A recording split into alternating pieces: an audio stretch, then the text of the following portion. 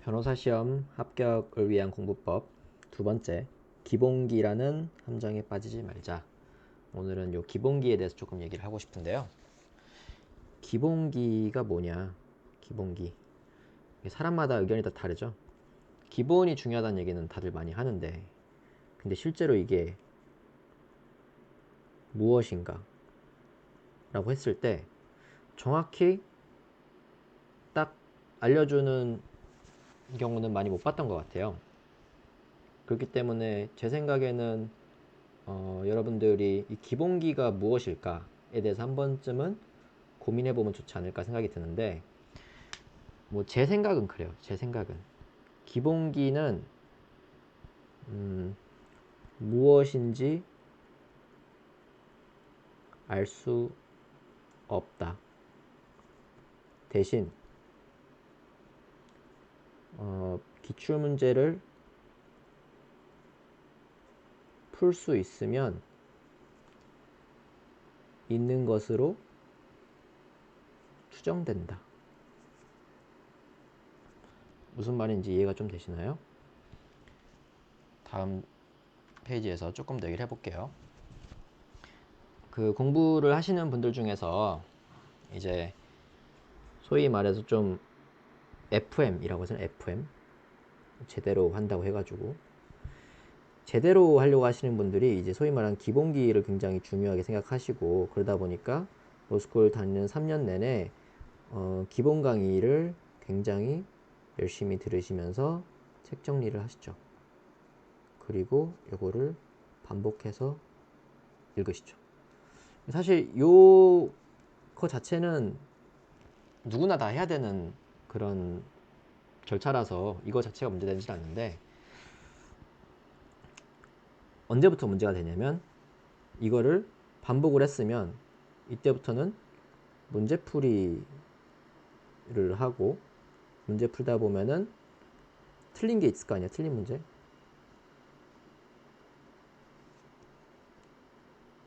틀린 문제가 있으면 발췌독을 하면서 이 지식을 조금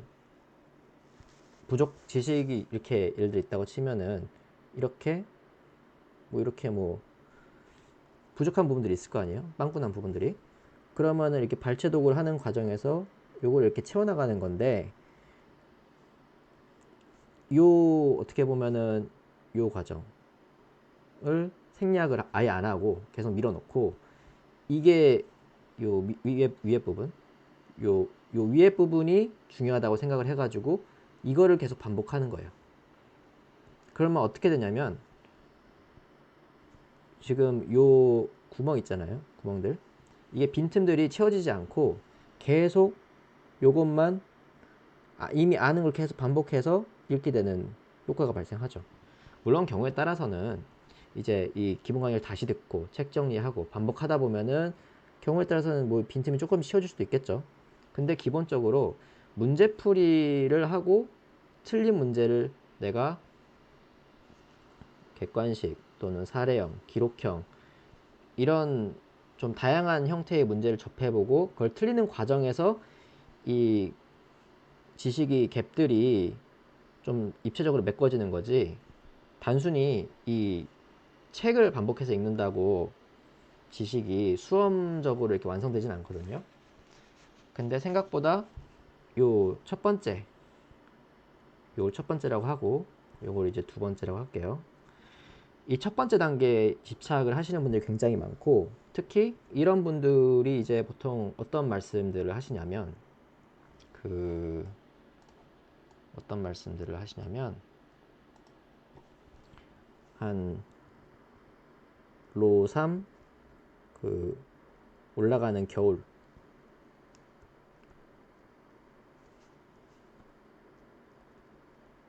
또는 뭐 방학이 아니라 이제 로3 딱 개강 했을 때, 아니면 이제 NC생의 경우에는 변시 합격자 발표 이후,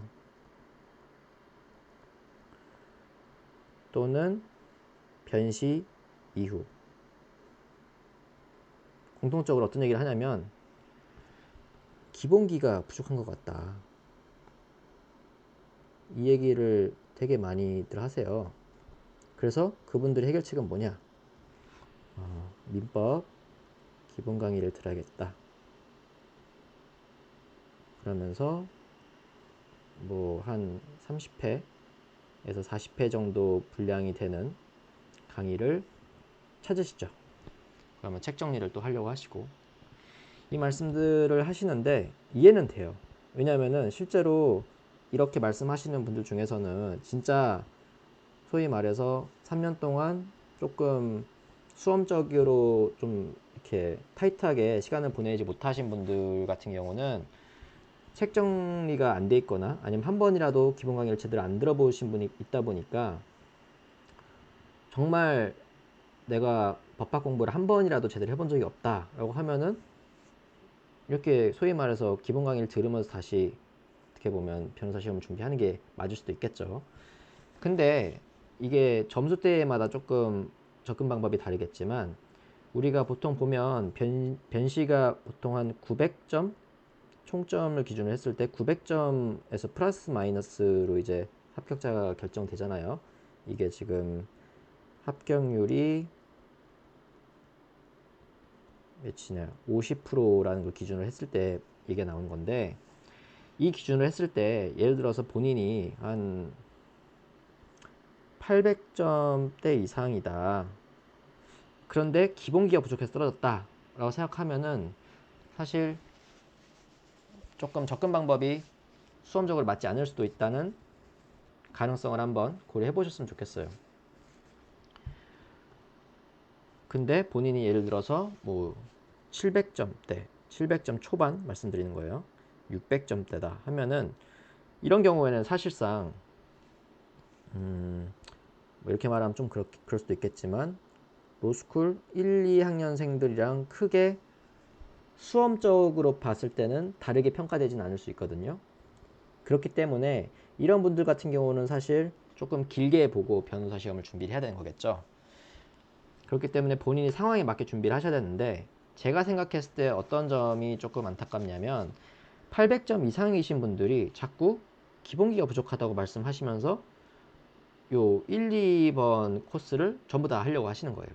근데 이런 분들은 보면 실제 변호사 시험이 보면 4월 한 말쯤 발표가 나니까 5, 6, 7, 8, 9, 10, 11, 12니까 총 8개월 싸움인데 이 8개월 동안 기본 강의를 다시 다 듣고 책 정리를 하고 이걸 반복하면서 문제 풀이하고 틀린 문제 풀고 발췌독하고 이럴 시간이 물리적으로 안 나온다는 거죠.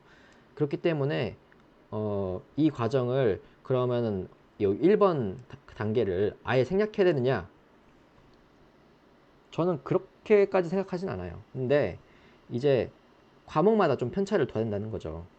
내가 정말 빵꾸인 과목 같은 경우에는 1번부터 해야죠. 뭐 어떻게? 내가 모르는데. 근데 내가 어느 정도 예를 들어서 알고 있다. 예를 들어서 공부를 그래도 좀 하신 분들은 채권자 대입권, 뭐, 뭐 상계, 채권 양도 어느 정도 알고 있잖아요. 어느 정도는. 그리고 이 800점대 정도가 나오실 분들 같은 경우에는. 근데 이미 알고 있는 거를 계속 똑같이 듣는 거예요. 그것도 실강으로. 그러면은 물론 반복되는 느낌은 좋겠지만 그 시간에 더 큰 빵꾸를 메꿀 수가 있는데 그 기회를 놓쳐버리는 문제가 생기는 거죠. 그렇기 때문에 내가 설령 요 1번 단계를 다시 반복한다 하더라도 어느 정도까지 그러니까 빨리 해야 되는 거지. 빨리 할 거면 빨리 해야 된다는 것이고 결과적으로는 요 800점대 점수대 있는 분들은 요 문제풀이, 틀린 문제, 발췌도 요 2번 단계에 조금 더 힘을 줘야 된다는 것인데 그럼 다시 이제 첫 번째 이제 요 슬라이드로 돌아가서 이제 수험생이 이제 크게 두 부류를 나눈다는 거죠. 기본서파가 있고 문제파가 있는데 기본서파는 말 그대로 그 첫 번째 요 1번 여기에 조금 포커스를 두신 분들이에요. 기본 강의를 듣고 책을 정리하고 반복을 하고 그래서 이런 분들은 보통 시험장에 어떤 거를 가져가냐면은 암기장 아니면은 요즘 기본서 가져가시는 분은 못 보긴 했는데 보통 암기장이나 기본서를 가져가시고, 두 번째로는 평소에 공부하는 방법을 했을 때 평소에 회독수를 자꾸 늘리는 식으로 이제 공부를 하시는 거죠. 이 기본서에 대해서. 문제파 같은 경우는 어떤 느낌이냐면, 보통 시험장에다가 그 문제 그 자체를 가져가요. 이게 무슨 말이냐 하면, 예를 들어서 뭐 형사 기록을 생각해 볼게요. 형사 기록. 형사 기록을 문제파가 이제 시험장용으로 가져간다라고 했을 때는 이분들은 그냥 회차별 답안을 쭉 출력을 해요. 해서 그걸 그냥 호치키스로 찍은 다음에 달달달 암기를 하는 거죠. 근데 기본서 파들은 어떻게 하냐면, 이 형사기록형이 어떤 그 기재례가 좀 일목요연하게 정리되어 있는 그런 뭐 핸드북들이 있지 않습니까? 그거를 가져가는 거예요. 그거를. 그래서 조금씩 그 접근의 차이가 있거든요. 그래서 본인이 이제 어느 쪽에 속하느냐에 따라서 조금 접근법은 다를 수 있는데, 기본적으로 저는 그 둘 중에 하나를 선택해야 된다고 하면 기본서파보다는 문제파 쪽에 조금 더, 특히 본인 시간이 없을 경우에는 문제파 접근을 하는 게 좋지 않나 생각을 하고 있고요. 관련해가지고 이제 조금 더 얘기를 하면, 이게 지금 기본서파랑 문제파 걸리는 게 지식을 습득하는 방법이랑 관련이 있거든요. 그래서 연역적으로 하냐 아니면 귀납적으로 하냐 이건데, 일단 연역적으로 하는 건 말 그대로 그 기본서파 스타일대로 공부를 하는 거죠. 강의를 듣고 정리를 하고 그걸 반복을 하고 이거고, 귀납적으로 하는 것은 일단 문제를 풀어보는 거예요. 문제를 일단 풀고 그런 다음에 틀린 문제가 있으면은 이거 왜 틀렸지? 한번 왜 틀렸는지를 찾아볼까? 책에서 이제 발제독하면서 공부를 하는 건데, 드리고 싶은 말씀은 이제 이 둘 중 하나를 선택해야 한다는 게 아니라 이제 양자택일의 문제가 아니라는 거예요. 비율을 어떻게 할지를 고민을 많이 해보셔야 된다는 거고, 1학년 때 보시면 당연히 처음 배우는 거니까 이 비법 학사를 기준으로 봤을 때 기본서 비중이, 그러니까 즉 연역적으로 공부하는 거를 조금 더 중요시 해야 한다는 것이고, 왜냐하면은 그렇지 않을 경우에 나중에 사상누각의 문제가 발생합니다. 실제로. 이게 무슨 말이냐면, 기출문제가 매년 쌓이고 있는데 이게 A라는 형태로 나왔을 경우에는, 예를 들어서 10회 변시 때 A라는 형태로 나왔어요. 풀었어. 근데 11회 변시 때는 같은 판례야. 같은 판례인데 A 다시로 나왔어. 이렇게 나올 경우에 기본서를 아예 안 보고, 그러니까 기본서 안 봤다는 건 어떻게 생각하냐면은 어떤 그 판례의 법리를 정확히 이해 못하고 있는 거죠. 이런 상태에서 그냥 문제 그 자체에만 집중을 해가지고 문제를 푼 사람 같은 경우에는 이 10회 때 나온 판례랑 11회 때 나온 판례랑 같은 판례인데 문제에서 조금만 그 문구를 달렸다는 이유만으로 그게 같은 문제인지 인지를 못하고 아예 다른 답을 고를 수도 있다는 거죠. 그런 위험이 있기 때문에 이게 단순히 객관식에서만 문제가 되는 것이 아니라 사례 기록에서도 문제가 될 수 있고, 그렇기 때문에 기본서를 읽는 과정이 한 번은 반드시 필요하다라고 저는 생각을 하고 있고, 근데 다만 이제 2, 3학년이 되고 이제 N시생이 된 경우에는, 그런 경우에는 어떻게 해야 되나요? 시간이 없잖아요. 시간이. 요 1번 과정을 반복할 시간이. 그렇기 때문에 굳이 선택을 해야 된다면은 기본서를 요 1번 단계를 하는 시간을 최대한 줄이고, 1번 시간을 최대한 줄이고 2번 시간을 대폭 늘리면서 이 2번 같이 이게 문제풀이 하는 과정에서 틀린 문제를 빨리 찾고 그거를 발췌독 해가지고 빈, 어떻게 보면 지식이 갭을 빨리 메꾸는 쪽에 포커스를 둬야 된다는 것이죠. 근데 보통은 자꾸 문제풀이를 안 해요. 왜 문제풀이를 안 할까요? 저도 그 생각을 많이 해봤거든요. 저는 이제 3시로 합격을 했었는데 제시 때 제가 문제 풀이를 거의 안 했던 것 같아요. 초시 때도 그렇고. 근데 30대는 문제 풀이를 굉장히 많이 했었고 30대 문제 풀이 위주로 했었는데 나중에 이제 합격하고 나서 이제 돌이켜 보니까 내가 왜 문제 풀이를 게을리 했을까 고민을 한번 해봤어요. 왜냐면은 돌이켜 생각해 보니까 이거 모르는 사람 없거든요. 당연히 해야 되는 건데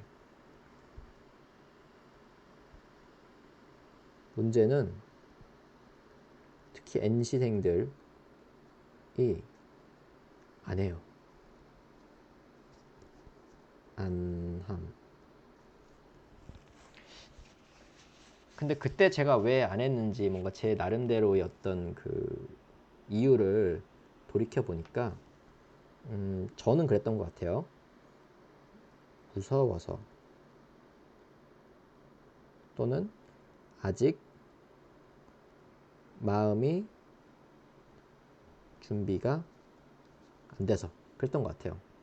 왜냐면은 내가 로3이야 아니면 심지어 제시야 이런데 아직 문제 풀 엄두가 안 나는 거죠. 왜냐면 평소에 안 풀어봤으니까. 그럼 문제를 풀었는데 만약 모르는 게 뭐 나올 거 아니에요. 그럼 그 상황에 닥쳤을 때 어떻게 해야 되지?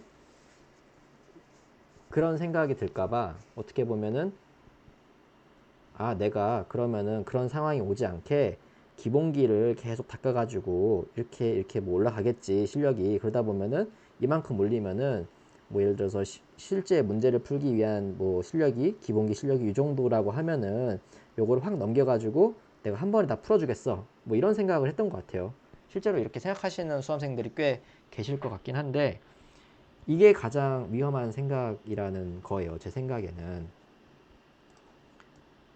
이런 건 없어요. 제 생각엔 그냥 문제를 적어도 최소 뭐 이렇게 생각해 봅시다. 최소 한 번이라도 기본 강의 또는 암기장 형태의 강의를 듣고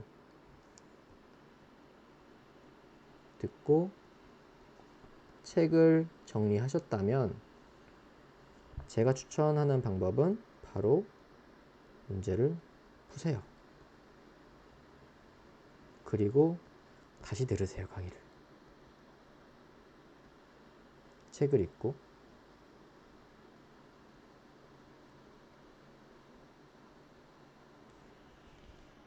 이렇게 해야 실제 내가 이제 문제를 풀었을 때 그 느껴지는 당혹감이 있거든요. 당혹감. 아, 어렵네. 이거 시험장에 나왔으면 떨어졌겠네.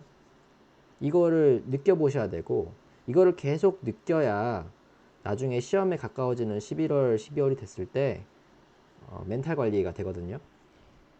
근데 이거를 내가 예를 들어서 뭐 지금 5월이니까 6, 7, 8, 9, 10 이때까지는 문제를 안 풀고 기본기를 올리겠어.